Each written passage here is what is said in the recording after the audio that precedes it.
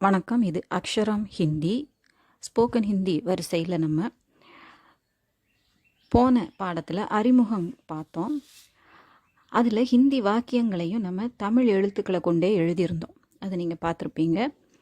ஏன்னா நமக்கு எழுத்து தெரியாமல் இருந்தது அப்படிங்கிறதுனால இந்த முறை நம்ம எழுத்தை கொஞ்சம் கற்றுக்குவோம். என்னென்ன எழுத்துக்கள் ஹிந்தியில் இருக்குது, எந்த ஸ்கிரிப்டு அதில் உபயோகப்படுத்துகிறாங்க அதையும் நம்ம பார்ப்போம்.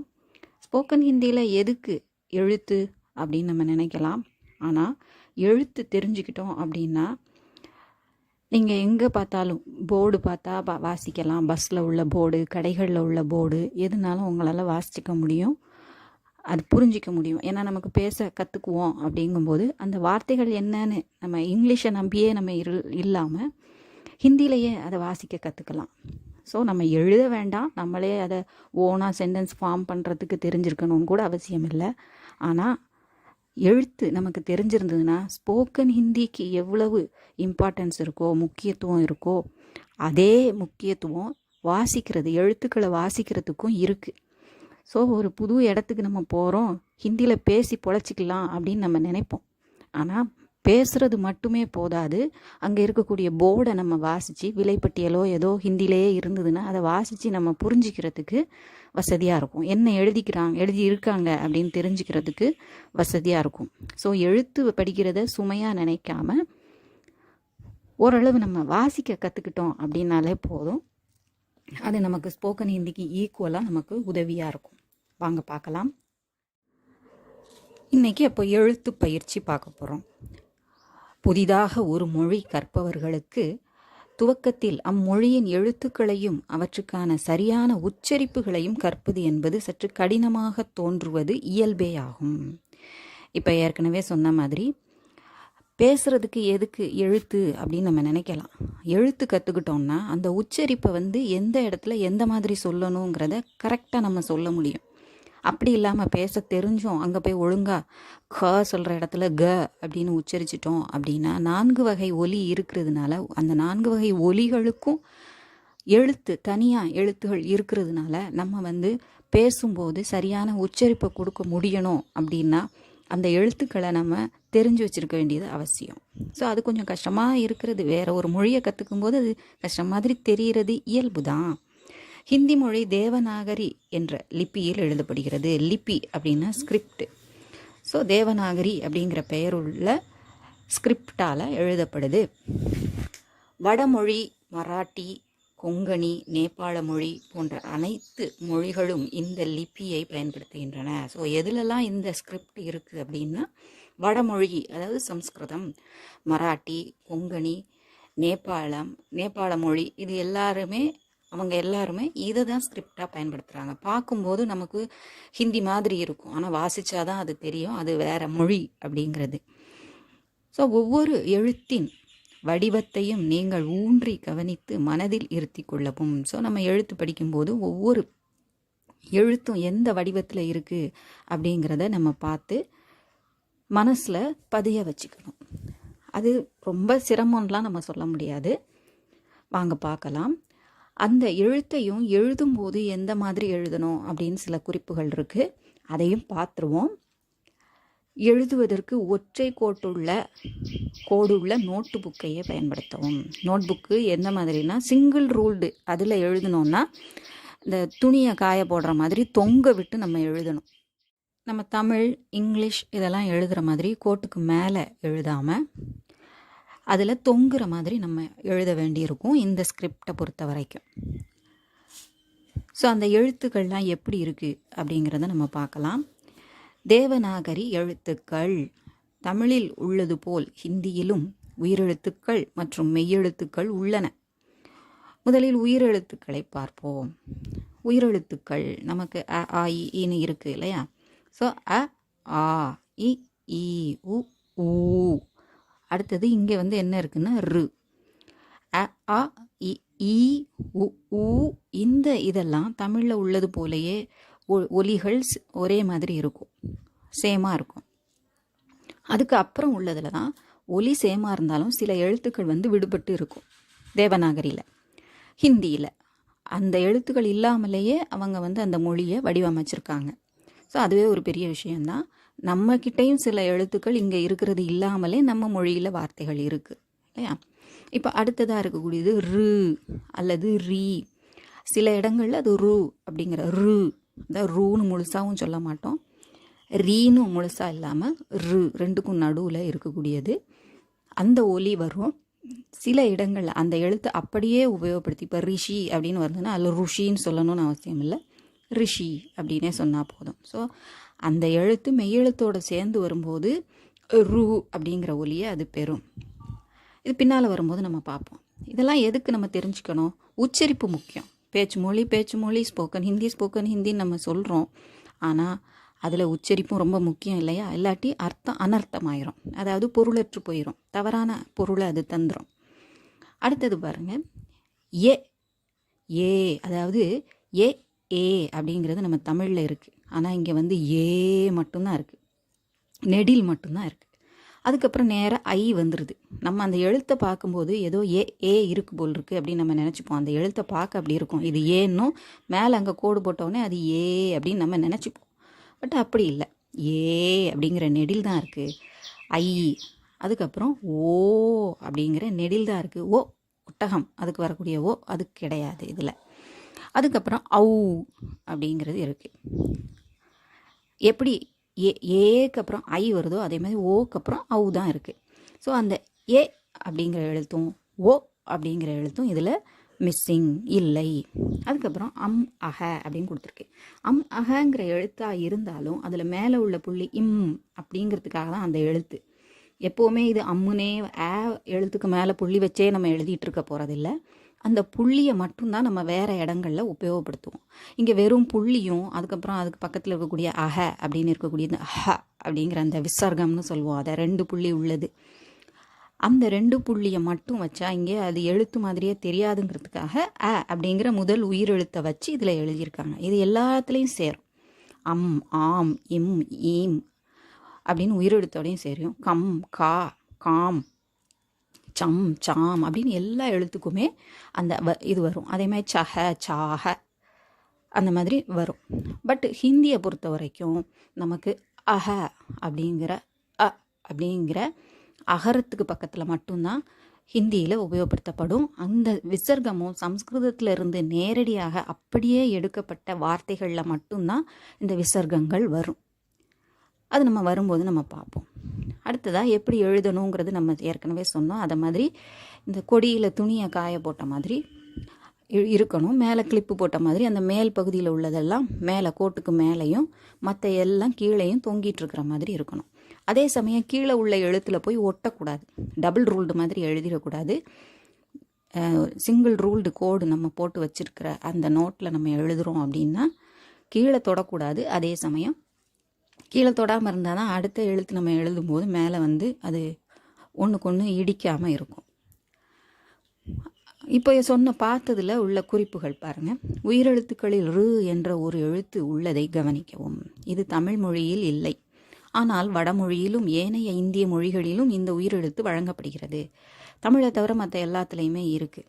பெரும்பாலும் அது இருக்கிறதுக்கு காரணம் வந்து அது தமிழும் சம்ஸ்கிருதமும் கலந்து தான் உருவான மொழியாக இருக்கும். இப்போ மலையாளமோ கன்னடமோ தெலுங்கோ பார்த்திங்கன்னா தமிழினுடைய மூல மொழி பழமையான தமிழ் வார்த்தைகளை அவங்க தான் இன்னும் வச்சுக்கிட்டு இருக்காங்க சொல்லப்போனால். அது கூடவே சம்ஸ்கிருதமும் சேர்ந்துருக்கு. அப்படிங்கும்போது அவங்களுக்கு இந்த ரு அப்படிங்கிற எழுத்து அந்த புழக்கமும் அவங்களுக்கு இருக்குது. இதன் உச்சரிப்பு ஓரளவில் தமிழின் ரூ ரீ உச்சரிப்புக்கு இடைப்பட்டதாகும். உதாரணம் ரிஷி, ரிஷபம், ரிக்வேதம், ரிஷிகேஷம் அப்படின்னு நம்ம சொல்கிறோம். ரீங்கிற மாதிரியும் சொல்லாமல் ரூங்கிற மாதிரியும் இல்லாமல் ரெண்டுக்கும் இடைப்பட்டதாக இருக்கும். போன்ற சொற்களின் துவக்கத்தில் உள்ள ஒலியை போல் இருக்கும். ஹிந்தி உயிரெழுத்து வரிசையில் ஏ குறிலும் ஓ குறிலும் எழுத்து வடிவில் கிடையாது. ஆனால் ஒரு சில சொற்களில் இந்த உச்சரிப்பு பழக்கத்தில் உள்ளது. ஏன்னா அந்த குறிலும் அந்த 2 குறிலும் ஏ ஓ அப்படிங்கிற குறில் எழுத்துக்கள் வரக்கூடிய வார்த்தைகள் பிற மொழியிலிருந்து இங்கே வந்திருந்ததுன்னா அதை நம்ம சொல்லி தான் ஆகணும். அதனால் அந்த இடத்துல இந்த எழுத்தை உபயோகப்படுத்திக்குவாங்களே தவிர உச்சரிப்பை வந்து குறிலாக சொல்லிக்குவாங்க. பட் அது இல்லாத வார்த்தைகள் தான் மற்ற இடங்களில் இருக்குது. இப்போ இதில் பாருங்கள், நம்ம உயிரெழுத்து மட்டும் படிச்சிருக்கோம். அ, ஆ, இ, ஈ, உ, ஊ, ரு, ஏ, ஐ, ஓ, ஔ, அம், அஹ அப்படிங்கிற இந்த உயிரெழுத்துக்கு உள்ளே இருந்து மட்டுமே உருவாக்கப்பட்ட 2 வார்த்தைகள், உயிரெழுத்துக்கள் பயன்படுத்தப்பட்ட 2 ஹிந்தி வார்த்தைகள். ஆ, ஓ அப்படிங்கிற 2ஐயும் சேர்த்தா ஆவோ, வா அப்படின்னு சொல்கிறது. ஆ, இயே, வாருங்கள், மரியாதைக்கு, அதற்கான ப்ளூரல் அண்டு மரியாதை. அதுக்கு உள்ளதும் ஆ அப்படிங்கிற உயிரெழுத்து, இ அப்படிங்கிற உயிரெழுத்து, அப்புறம் ஏ, ஆ, இயே அப்படிங்கிறதும் உயிரெழுத்தை மட்டுமே வச்சு உள்ள வார்த்தை. அதுக்கு 2 உதாரணம் கொடுத்துருக்கோம். இதை மாதிரி இன்னும் 2 3 இருக்கும். ஆனாலும் நமக்கு ஆரம்பத்தில் பேசிக்கில் உபயோகப்படக்கூடியது வாங்க அப்படின்னு சொல்கிறது, வா வாங்கங்கிறது அதிகமாக நம்ம உபயோகப்படுத்தக்கூடிய வார்த்தையில். அதனால் நமக்கு தெரிஞ்ச வார்த்தையில் உயிரெழுத்தை வச்சு உள்ள வார்த்தை இங்கே கொடுத்துருக்காங்க. இப்போ மெய்யெழுத்துக்கள் பார்ப்போம். ஹிந்தியில் 33 மெய்யெழுத்துக்கள் இருக்குது. இவற்றை தவிர சிறப்பு ஒலிகள் 3ம் சிறப்பு கூட்டெழுத்துக்கள் 3ம் வழங்கப்படுகின்றன. ஸோ காம்பவுண்ட் லெட்டர் கூட்டெழுத்தும் நம்ம இதில் பார்க்க முடியுது. முதல்ல நம்ம தமிழ் மொழியில் நமக்கு பழக்கப்பட்ட ஒலி, மெய்யெழுத்தில் இருக்கக்கூடிய ஒலியும் இங்கே உள்ளதும் எப்படி ஒரே மாதிரி இருக்கோ அந்த மாதிரியான எழுத்துக்களை நம்ம பார்ப்போம். முதலில் தமிழ் மொழியில் நமக்கு நன்கு பழக்கப்பட்ட மெய்யெழுத்துக்களின் உச்சரிப்பை ஒத்த ஹிந்தி எழுத்துக்களை பார்ப்போம். க, ச, ட, த, ப, ஞான, நம. ஞா தான் அதை சொல்லணும், ஞான்னு சொல்லக்கூடாது. ஞா, ஞான, நம.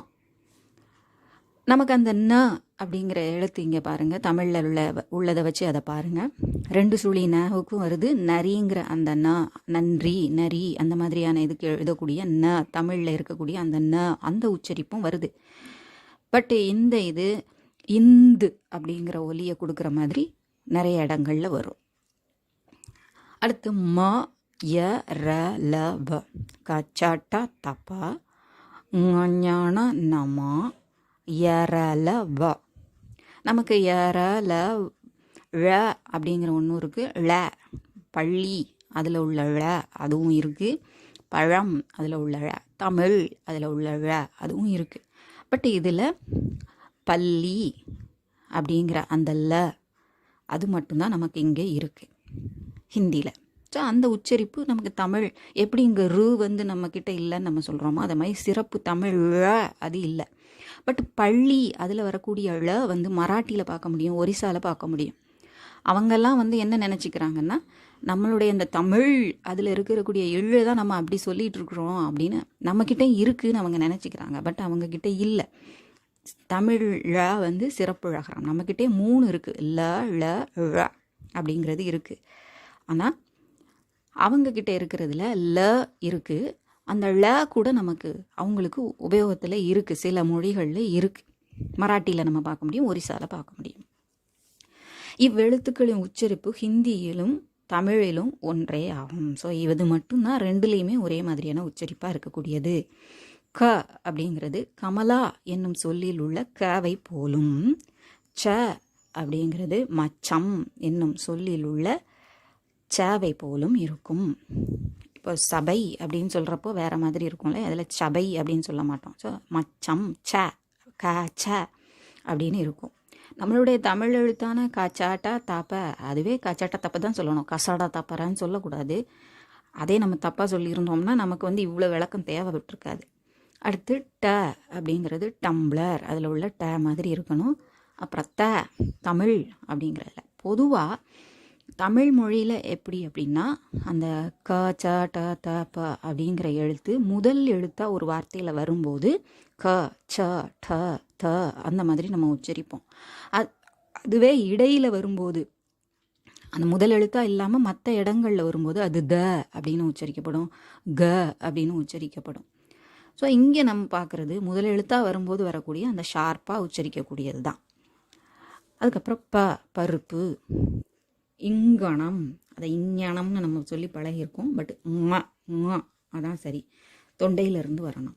அப்புறம் ஞாயிறு, அடுத்து பணம், 3 சுழி எண்ண எப்படி சொல்லுவோமோ அதை மாதிரி சொல்லணும். நம்ம தமிழ்லேயே சொல்கிறதில்ல, இப்போவாது சொல்லுவோம் பணம். நம்ம எழுத்து உச்சரிப்பு படிக்கும்போது நம்ம தெரிஞ்சுக்கலாம். அதுக்கப்புறம் நல்லவன், ந, நரி, நல்ல, நன்றி, அதிலெல்லாம் வரக்கூடிய ந, அதை மாதிரி அந்த நேவை உச்சரிக்கணும். ஏன்னா 2 சுழி நேவ் வரக்கூடிய இடத்துக்கும் நம்ம இந்த நேவை தான் உபயோகப்படுத்துவோம்னாலும் ஏற்கனவே சொன்ன மாதிரி நரி, ந, இதில் இருக்கக்கூடிய இந்த நேவை தான் அதிகமாக புழக்கத்தில் அங்கே வருது. அடுத்து மரம், பயம், அதாவது பயம், நம்ம தமிழில் பயம்னு சொல்லுவோம். அதே ஒரிஜினலாக ஹிந்தியில் சமஸ்கிருதத்தில் வந்து ப அப்படிங்கிற உச்சரிப்பில் இருக்கும். இங்கே வந்து நம்ம ஏவை தான் நம்ம பார்க்க போகிறோம். எம், அந்த ஏ உச்சரிப்பு நம்மளுடைய ஏ தான் அதுவும். அப்புறம் ரம்பம், ர அப்படின்னு முதல்ல ஆரம்பிக்கிறது. ல, வலது, இந்த ல தான் அந்த ல. வரப்பு. ஸோ அதெல்லாம் ஷார்ப்பாக சொல்லக்கூடிய எழுத்து உச்சரிப்பு அப்படிங்கிறத நம்ம தெரிஞ்சுக்கணும். என்னும் சொற்களின் அடிக்கோடிட்டு காட்டப்பட்டுள்ள எழுத்துக்களைப் போலும் உச்சரிக்க வேண்டும். இதை மாதிரி எழுத்து தெரியாதவங்க இதை மாதிரி இந்த எழுத்துக்களை உச்சரித்து பழகிக்கலாம். இதை மட்டுமே உபயோகப்படுத்தி இந்த இப்போ பார்க்கக்கூடிய சில வார்த்தைகளை மட்டும் உபயோகப்படுத்தி இருக்கக்கூடிய சில எழுத்துக்களை உபயோகப்படுத்தி இருக்கக்கூடிய வார்த்தைகளை நம்ம 2 எழுத்து வார்த்தை, 3 எழுத்து வார்த்தை இதெல்லாம் அடுத்த வகுப்பில் பார்க்கலாம். இதை முதல்ல நீங்கள் ப்ராக்டிஸ் பண்ணிக்கோங்க, பயிற்சி எடுத்துக்கோங்க. இது உங்களுக்கு உபயோகமாக இருந்திருக்கும்னு நினைக்கிறேன். பிடிச்சிருந்தால் லைக் பண்ணுங்கள், ஷேர் பண்ணுங்கள். இதே மாதிரி வீடியோஸ் உங்களுக்கு தொடர்ந்து வேணும் அப்படின்னா கண்டிப்பாக சப்ஸ்கிரைப் பண்ணுங்கள். உங்களுக்கு நோட்டிஃபிகேஷன் அப்போ தான் கிடைக்கும். பெல் பட்டனை ப்ரெஸ் பண்ணுங்கள், நோட்டிஃபிகேஷன் கிடைக்கும் ஒவ்வொரு நியூ அப்லோடு வரும்போதும். இது போக தக்ஷின் பாரத் ஹிந்தி பிரச்சார் சபா நடத்தக்கூடிய பரீட்சைகளை பயிற்சி எடுத்து அந்த பரீட்சைகளை எழுதணும் அப்படின்னு விரும்புகிறவங்க, ஒரு படி மேலே போய் விரும்புகிறவங்க அக்ஷரம் அக்ஷயம் அப்படிங்கிற சேனலை பாருங்கள், சப்ஸ்கிரைப் பண்ணுங்கள். அதை ஃபாலோ பண்ணியே நீங்கள் எக்ஸாம் எழுதலாம். நன்றி, வணக்கம், ஆல் தி பெஸ்ட்.